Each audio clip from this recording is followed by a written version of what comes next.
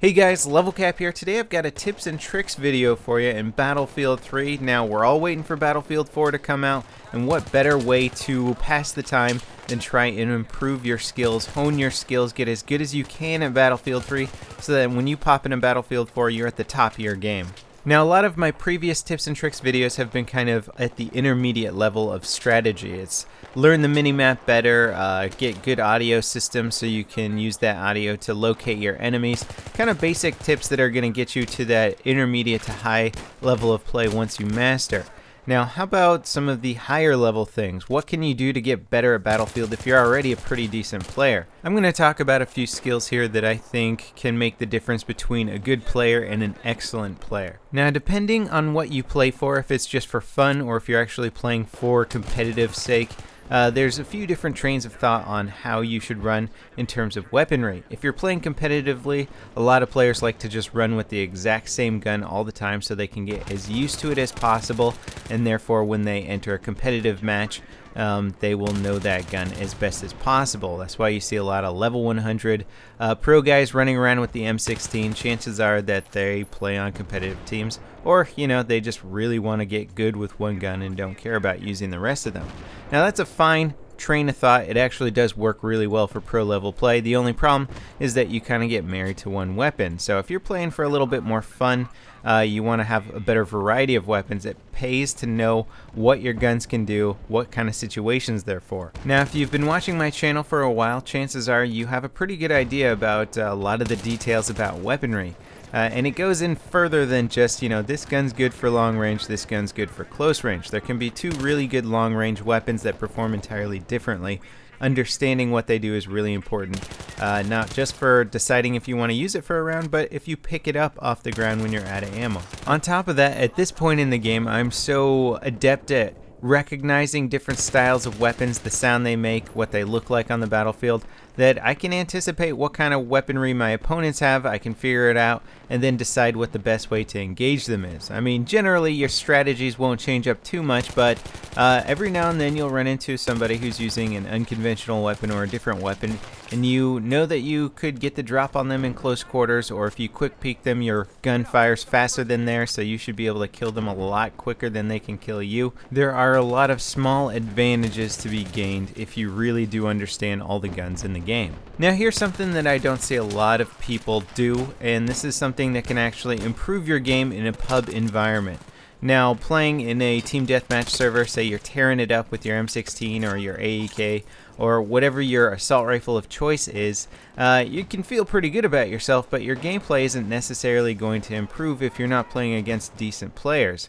What I recommend doing if you don't have extremely good opponents to go against is to pick less conventional weapons, weapons that fire slower, weapons that have longer reload times, and train yourself to be good with those. What this forces you to do is to play in a slightly more conservative play style where you're not going to be quite as aggressive. You're going to play a little bit more defensively, take advantage of what's around you, try and outsmart your enemies more, because you're going to need whatever tactical advantage you can get on your opponents, since your weapon is now no longer going to outdamage them. So if you put yourself in a situation where you are disadvantaged weapon-wise, you're going to have to improve in other areas. These areas involve anything from aiming for the head more frequently, which is something that you'd have to do with lesser powered weapons to defeat your opponent with a more powerful weapon. You're going to have to get those headshots. Being a little bit more stealthy, retreating a little bit sometimes, backing around a corner, making your opponent come to you can be advantageous, especially if they're not expecting it. These kind of situations arise when you feel that you're a little bit disadvantaged. Then if you switch back to your gun that you're most comfortable with, you think one of the best guns in the game, and you bring in these slightly more conservative playstyles and you're going up against really good players, you will actually shine. Now, there's never been a good Battlefield player that hasn't been able to put themselves in their opponent's shoes. This is something that you have to do nonstop all the time. Whenever you fire your weapon without a suppressor on, think that every single enemy on the map now knows your location. It's time to start playing defensively, or prepare for somebody to come running around the corner because they think they have the drop on you. Outthinking your opponent applies to every single sport, every single strategy game, every single game of skill. Being able to do this effectively in Battlefield is definitely going to either be what makes you a great Battlefielder or just a mediocre Battlefielder. Understanding your opponents, understanding what the enemy team is thinking. Simply being able to look at the mini-map, see the position of your enemy spawn locations, and anticipate what point they're going to be going for next is a huge benefit. Being able to look at the mini-map and say, if I was on that team, where would I spawn and what would I attack?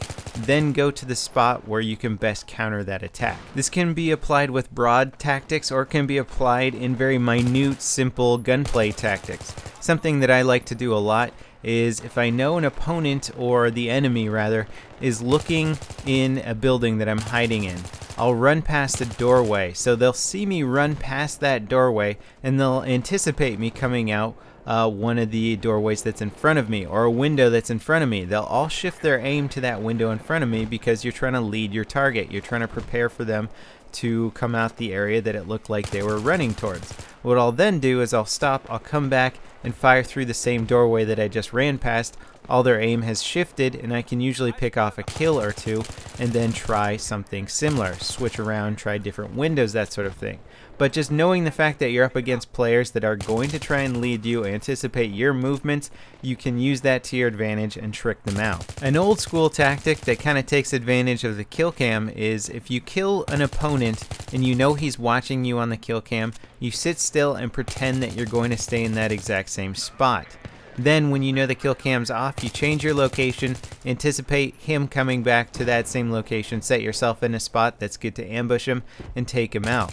It's kind of ridiculous how frequently this works, but it's a really great strategy. In addition to that, if you're not in the, you don't have the right situation to camp them or ambush them, you can always make it look like you're going one direction, wait till the kill cam's off, and then change your direction. Now, one of the hardest things of being a good player is understanding what to improve on next. If you feel like you're getting MVP all the time, you're finishing top of the server, you're doing really well, and you're just at the top of your game and you're not really sure what to work on next, there's always little things you can focus on. And as a YouTuber, I feel a little bit more privileged in that department because I'm always watching my footage back and I'm able to understand what I'm doing right, what I'm doing wrong.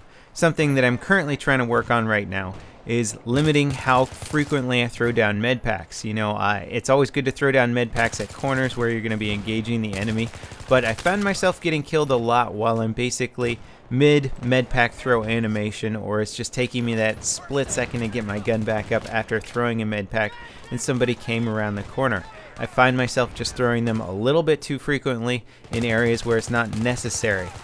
Playing other classes, you get used to having to look around the map for med packs, and I'm trying to take a little bit more advantage of that as a medic and only throw them down when I know I'm in a decent position with good cover. These things sound like common sense, and frankly they are common sense, but that is really a big thing about becoming a good player, is just limiting how many stupid things you do in the game. If you can reduce that number to 1 or 2 stupid things, you could actually be a really good player. Something that I used to do a lot and have actually improved upon, and was something that I worked on during YouTube, was reloading while running around corners. I just had this problem where I'd reload while I was still around a corner, and before the reload animation finished, I would peek that corner and somebody would be there and they would shoot and kill me.